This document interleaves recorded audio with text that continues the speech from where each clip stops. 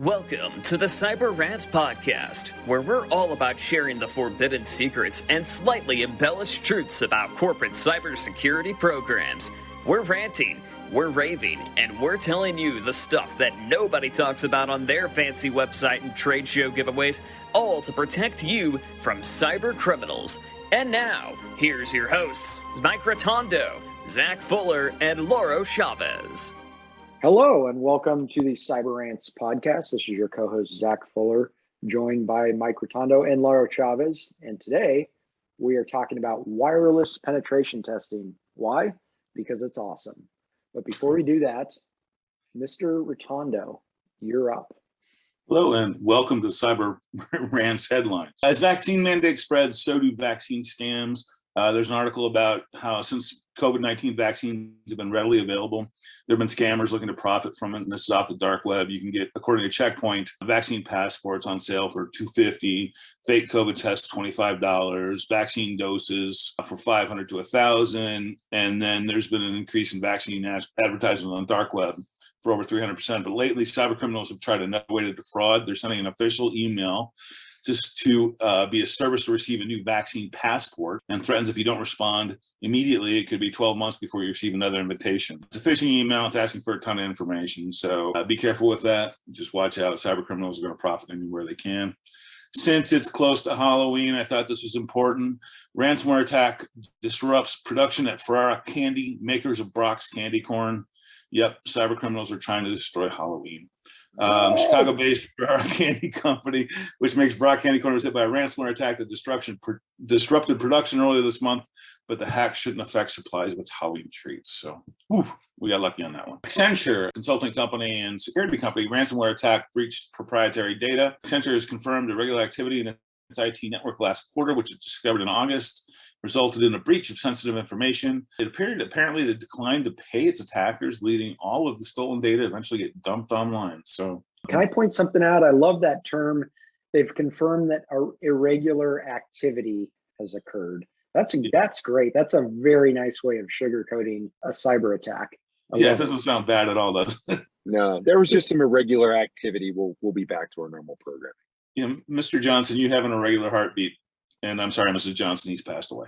Yeah. Microsoft fixes Windows 10 auth issue impacting remote desktop. Microsoft has fixed a known Windows 10 issue causing smart card authentication to fail when trying to connect using remote desktop after installing the cumulative updates released during last month's patch Tuesday. There's a malicious NPM package caught running CryptoMiner on Windows, Linux, Mac OS devices. This is a story for all those people out there who say, I have nothing to steal that they want. This is what they're doing. The JavaScript libraries uploaded to the official NPM package repository have been unmasked as crypto mining malware, once again demonstrating how open source software package repositories are becoming a lucrative target for executing an array of attacks on Windows, Mac, and Linux systems. And lastly, there's a new Linux kernel memory corruption bug that causes full system compromise. It was originally identified in 2017 by McAfee. There was a UDP fragmentation offload that allowed people to gain local privilege. Google's Project Zero team has shared details of a similar yet much simpler bug that can cause complete system compromise. Researchers dubbed it a straightforward Linux kernel locking bug that they exploited against Debian's Buster 4.19.0.13 AMD64 kernel. So if you're running Linux, check that out. There's some other headlines we're going to post. There's two I just want to mention real quick. REvil's ransomware Tor sites were hijacked, which I love the irony of. And $5.2 billion worth of Bitcoin transactions are possibly tied to ransomware. So that's another interesting story. So with that, well, Laura? What else do you use that for? And, to dovetail on your conversation about the ransomware, check your uploaders, because if you're not doing sanitization or sanitizing files that are going into your uploaders, it's easy to get an executable by or some type of PHP file that you can call later. So that's another way that they can abuse and get the ransomware on your machines. Let's talk about exploits this week. One thing that I thought interesting, and remember when we talk about these exploits, these are payloads that I can download. Anybody can download, and the Metasploit Professional or even just Metasploit Framework today, and use the attack against a target that's vulnerable. So we have the weaponization code ready to go. Today, I want to talk about Mitsubishi Electric. I think a lot of individuals here in the States that maybe not travel abroad don't realize that Mitsubishi makes a lot of other items and products besides the vehicles that we know and love. And so one of the things that they do is with the SCADA equipment and that sort of thing, they've been building these remote terminal units, and they're basically intelligent remote terminals that supply data. What's interesting is that they're going to use these types to move water and power and gas, and so these are hardware based mechanisms, right? Intelligent mechanisms. So they're opening valves and closing them and those sorts of things. Well, we've got 2 exploit payloads for this specific Mitsubishi RTU here. Yeah, one of them is a source code disclosure, which I think is kind of interesting because now if you can get some of the source code out of the device, you could start building a better attack plan. So there's been 2 that have been posted, the CVEs from 2018, but 2 of these have been posted, one for that source code disclosure, which is going to lead to further attacks. And then the next one is for a reflected cross-site scripting. So probably on the login for the device, you can get some reflection there and start capturing passwords and those sorts of things. So if you're in big industry of any kind and you're using any of these Mitsubishi Electrics, make sure you check the versions on that. These are not exempt from flaws. The other thing I want to bring to the table this week is SonicWall has a password reset. So if you're running SonicWall SMA 10.2, make sure you're updating that because the password reset is flawed and allows you to basically delete the persistent database. So you can basically curl a command to the CGI bin essentially and delete that persist.db and force a password reset on reboot. So check that if you're running SonicWall. And of course, it wouldn't be exploit conversation without WordPress, right? We all love it. I know you guys are being quiet. I can't believe this. Yeah, WordPress is in the news again. Nothing to say, Zach. Nothing's shocked. Nothing snarky. Nothing snarky. Of course it's there. Okay. So if you're playing with the danger. Plugin. Another plugin issue. Up. Which one is it? Which one is it? Just you know what? It's like the balloon wall at the fair. Just throw a dart and pop one, you win a prize. I guarantee you, they probably all have something. But if you're using the Duplicator WordPress plugin, which is kind of like it helps you do backups and migrations and things like that. There's an unauthenticated arbitrary file read associated with that plugin. And if you're using the theme, which is another attack surface. So yeah, you got plugins and you've got themes, right? So this is a theme that's got cross-site scripting, reflected cross-site scripting. So if you're using the Enfold 483 theme, make sure that you get that updated before someone embeds something on your site. Okay, or you could just use not WordPress, other stuff. Zach, what are we talking about today? Not WordPress plugins? Yeah, I love this topic. Not WordPress plugins. Nope. Microsoft. We're going to talk about the latest Rambo movie, Rambo 6. You guys have both seen it, right? Sixth Blood. Yes, I remember. All right. No, actually, we are talking about wireless penetration testing. But before we do, we're going to take a quick commercial break. Want even more Cyber Rants? Be sure to subscribe to the Cyber Rants podcast. Get your copy of our best-selling book, Cyber Rants, on Amazon today. This podcast is brought to you by Silent Sector, the firm dedicated to building world-class cybersecurity programs for mid-market and emerging companies across the U.S. Silent Sector also provides industry-leading penetration tests and cyber risk assessments. Visit silentsector.com and contact us today. All right, and we're back. Wireless penetration testing is something that a lot of organizations should be doing, but often in the realm of penetration testing, it's kind of put on the back burner for lots and lots of years, sometimes until it's too late. But organizations are getting a little more conscious of this and the importance and just the realm of capabilities that the wireless network can bring an attacker. So let's talk about that. You know, what do you see in terms of the importance of wireless pen testing? In other words, why does it matter, and who should consider getting a wireless penetration test? Good questions. Anybody who's running wireless networks for business and who have employees that are using their devices, kind of unbeknownst to connecting to wireless networks as they go through their day and maybe visit cafes and visit different places, I certainly think it's a good exercise. But most certainly, if you have a corporate infrastructure that's leveraging wireless in any capacity, guest or even if you have a corporate, kind of corporate wireless, and it certainly needs to be checked. So yeah. for the naysayer out there that says, oh, well, everybody just works from home now and nobody's using their corporate wireless networks anymore, I say that's rubbish. I say nay. I say nay. To the naysayers. Where we see this happening quite a bit, healthcare. Let's give a couple examples. Healthcare facilities, huge wireless networks, lots of reach. Oftentimes hundreds of yards out into the parking lot, or not hundreds, but 100 yards out into the parking lot. I've certainly seen that. That can be not good. Another place, schools, right? Especially kids these days, getting in and doing some malicious activity. They got wireless access. You don't even necessarily know what they're up to. It's all about knowing. That's half the battle. So I think those are just a couple examples, but I think any organization that's heavily reliant on wireless should be considering this. Let's talk a little bit about the process of penetration testing. So for those people who haven't been through it, maybe you could share from a pen tester perspective what you go through, what you're thinking about, and what types of areas you're trying to exploit to see what cyber criminals can see. I love this topic. How should I begin this topic? I really, really enjoy wireless penetration testing. I think it's probably one of the most fun exercises that I get to participate in. So thank you guys for letting me play with my wireless stuff. I think let me preface the question with just a statement that there's a false sense of security around wireless. I think a lot of individuals think that because you're on a home network, or that you hide your SSID, or that you use hardware certificates to validate from a network access control perspective your hosts that get onto the wireless networks. Okay, all that is false. To quote one of my favorite movies, Mr. Universe, says the signal goes everywhere. Okay, you can't stop the signal. And for those of you who are Firefly fans, you know what I'm talking about. And that's true, right? Because these radios that are emitting this wireless at 2.4G and 5 gigahertz, they're emitting this signal in a just a huge area that you might not realize. That coverage area is bound by a strength, right?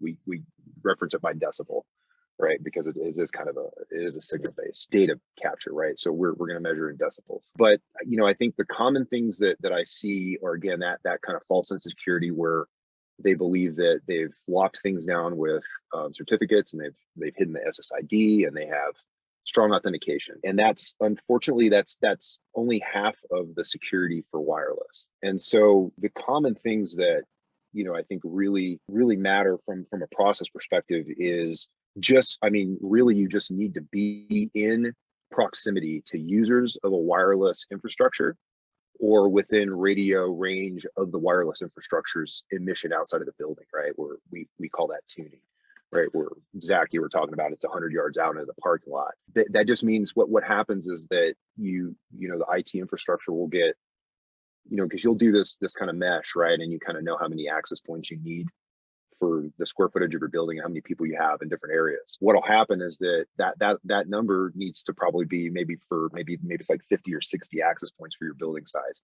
and financial squash you. So you'll do that same, try to do that same footprint with like 15 radio APs.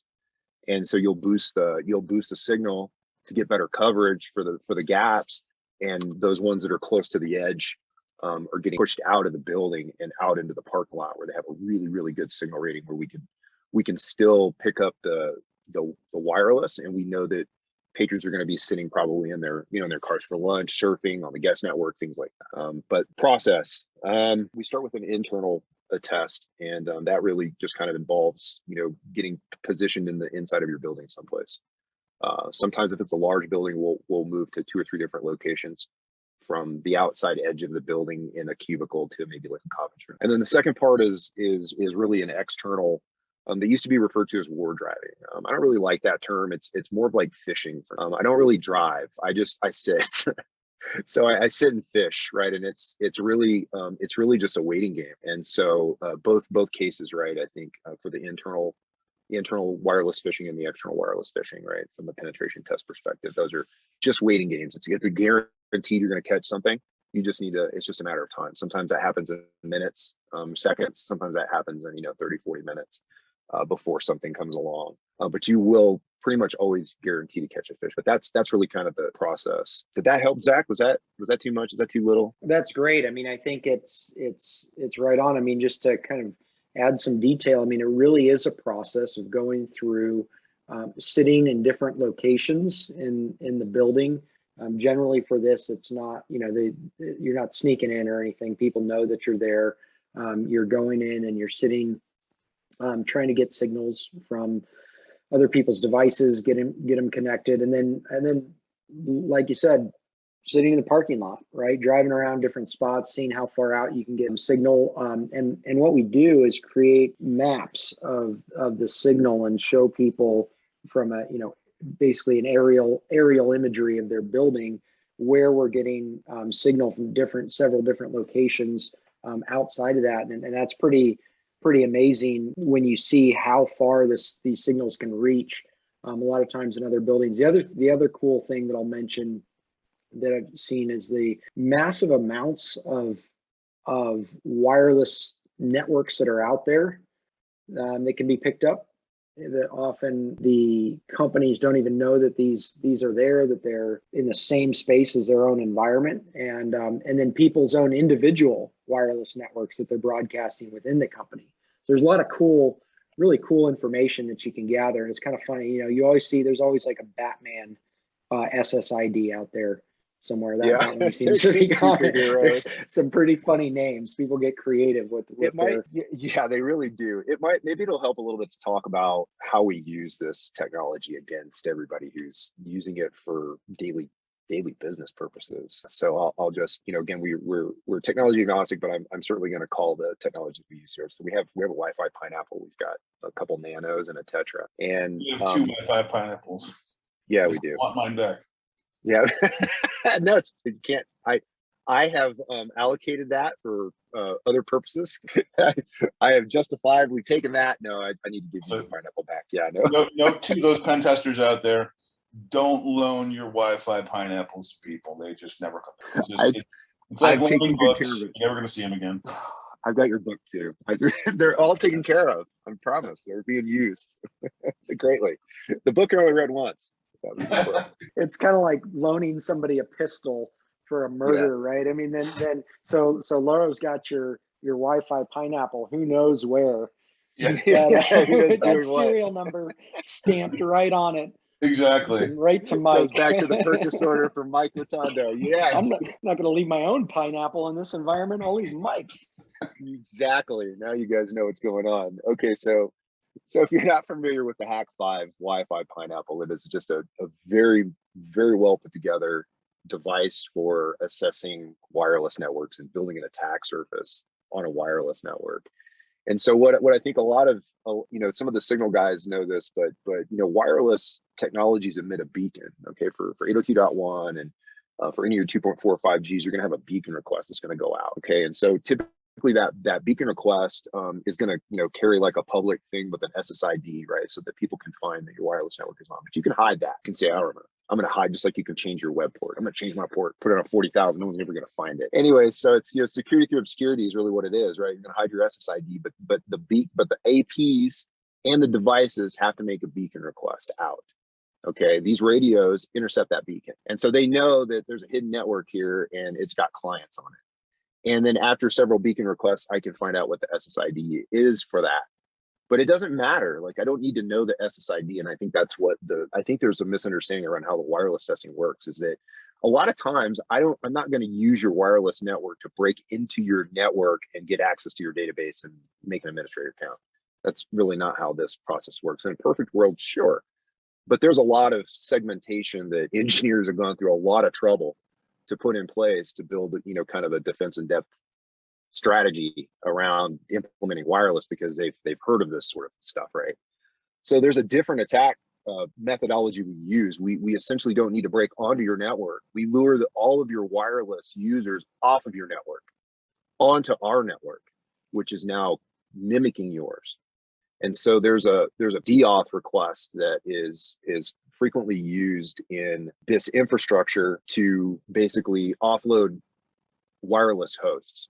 So you can weaponize that just like you could back in the day with a ping of death, right? You can weaponize a DAuth attack against wireless clients. And what that does is it tells the wireless device. Now, let me say that you don't know any of this is really happening. You might be streaming Netflix on your phone in a break room, on the public Wi-Fi, at the library, or wherever else. And you might get a pause in your stream for just a second. But what's happened is the Pineapple has told your device, say, hey, you don't need this network that you're on. That's the old network. This is the new network. And it's exactly the same as your old network. And so what'll happen is it'll flip your device to the new network.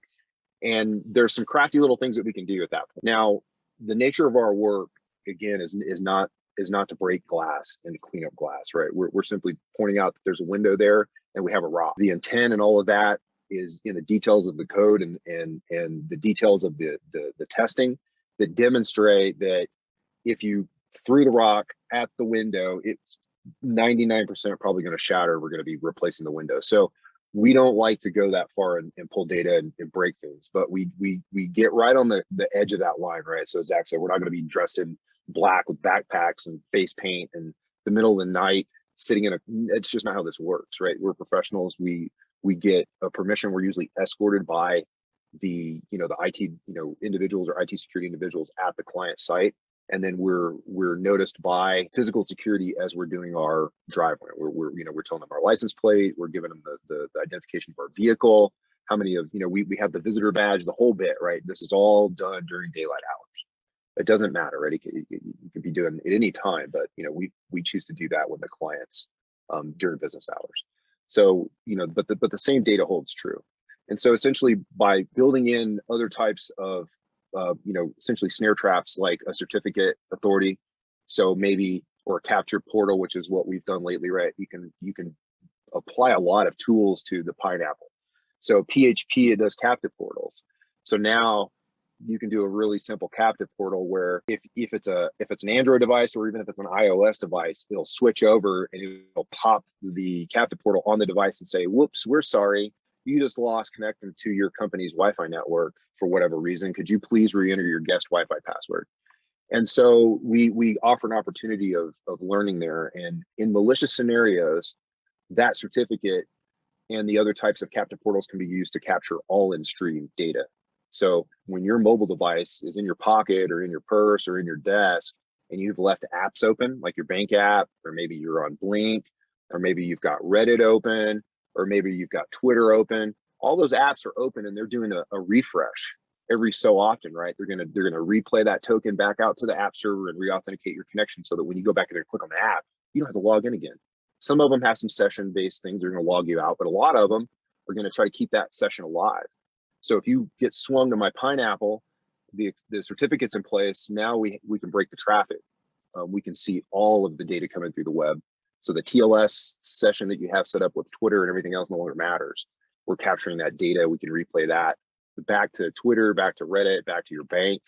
So there's a lot of bad things can happen. And so really it demonstrates to the organizations that while they have implemented decent security on one side of the fence, they haven't quite done it to the other, which I like to attribute to, if you've ever seen Chainlink with directional barbed wire. It's either designated, it's in a 45-degree angle at the top, it's designated to keep a person out. If it's on the pointing facing the outside of the fence, if it's facing the inside of the yard, it's meant to keep something in.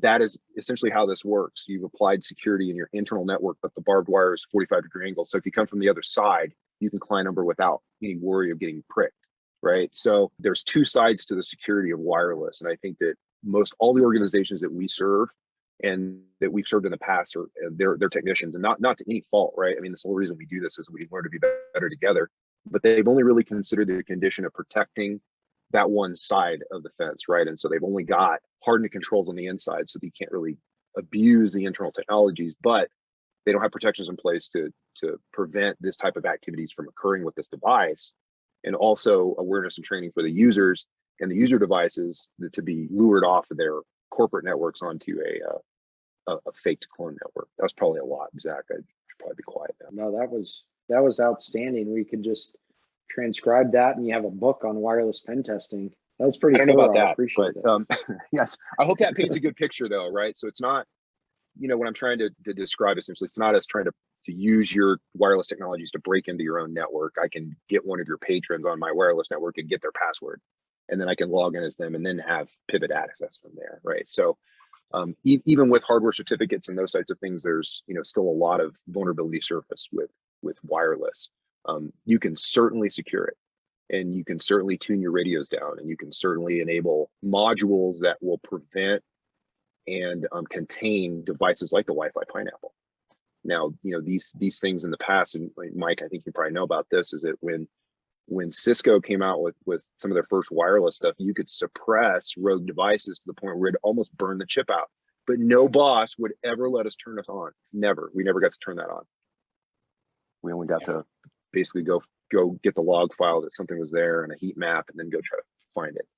But that's the protocol, right? That's what's supposed to happen. You're supposed to get an alert that there's some rogue device that's operating in the area, and you're supposed to send a human to go track it down in the profile of the footprint of mesh. There's some insidious wireless attacks out there too, and some of them we heard about recently. I mean, some of them they were mailing wireless devices, eavesdropping devices in packages to companies that were stuffed in like teddy bears and stuff like that were going to critical people. They were sending gifts, and it was I can't remember the name of the attack, but it was basically, it would sit there and it would run for, it'd be good, the battery would be good for a week, and it would get there in a couple of days, and then would eavesdrop as much as it could, and then it would just die out on its own. Yeah, absolutely. I know exactly what you're talking about, and the I'm working on a small kit for the Wi-Fi Nano.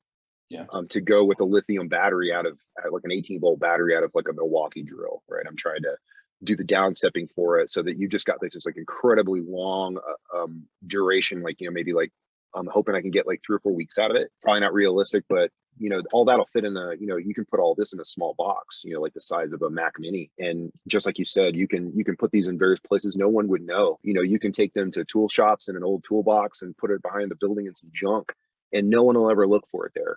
And the whole time you can just sit 100 yards away from it, connect to it, get all the data you need out of it that it's gotten so far, and then just drive away.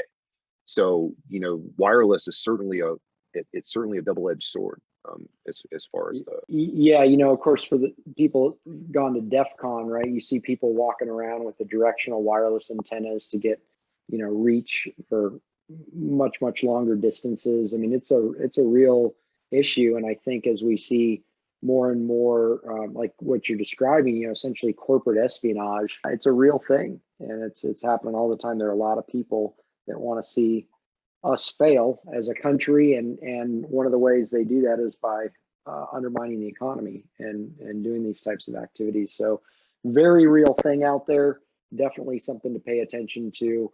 And if you think this applies to you, definitely worth getting it tested, see what comes up. But any final comments, thoughts, ideas, words of wisdom that you want to share? I would just say, if you're at DEF CON and you're staying in the hotel where DEF CON is, turn your damn wireless off, because you're going to lose everything you have. Well, yeah, quite possibly. Super good words. You need words of wisdom. Yeah. You need to wrap yourself in aluminum foil.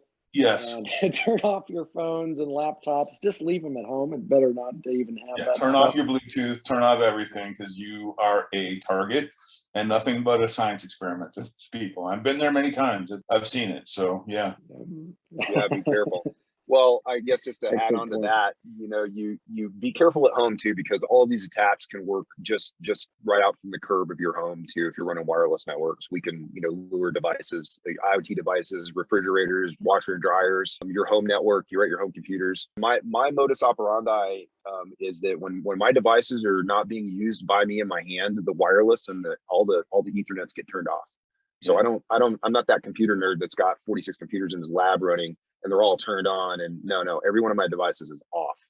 It may be powered on, but the network is disabled, and that stuff doesn't stay on, because I do this for a living. So call me paranoid. I don't know, but it's more of a practice, right? I practice what we try to instill into other organizations. So. Just to dovetail off that, if you live in an apartment complex, be really careful. Make sure your smart TV is maybe not so smart, and those kind of things. You can get messed with pretty hardcore if you get somebody with one of these devices on a smart TV. And if you look on Reddit, you'll find a lot of places where some of these TVs have been hijacked. There was one in the news lately where there was some adult stuff happening on one of the, while they were trying to give the weather. There was some, which I thought was really great, but somebody went into an Amish restaurant in Pennsylvania, someplace, and took over their wireless TV and played Weird Al Yankovic's "It's Old Amish Paradise" over the loudspeaker. And there's been some other ones, right? There's been some billboards and things like that. So keep this in mind. Your smart TVs are certainly there, but also the refrigerators with the TVs on them, right? Those are also susceptible. Anything with an LCD screen can be programmed to scroll something, probably. Yeah. We should do an episode on makes me start thinking about other IoT devices, things like your Alexa, right? And those devices that people use for convenience. That's a whole nother animal. Whole nother conversation.